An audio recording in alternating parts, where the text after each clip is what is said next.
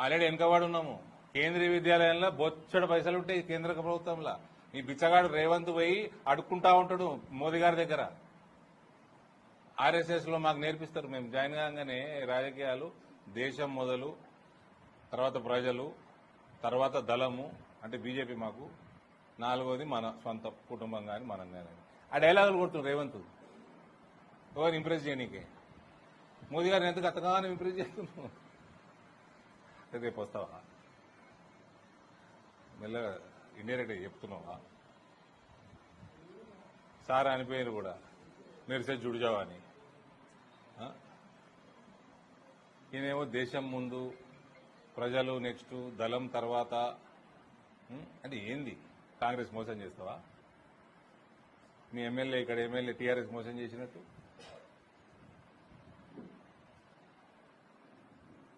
ఆ కాంగ్రెస్ గవర్నమెంట్ ఎట్లా బుద్ధి లేదు ఢిల్లీలో కూర్చున్నానికి. ఆలోచించుకోవాలా, ఆలోచించుకోకపోతే 1 సవ వస్తారు కానీ ఇది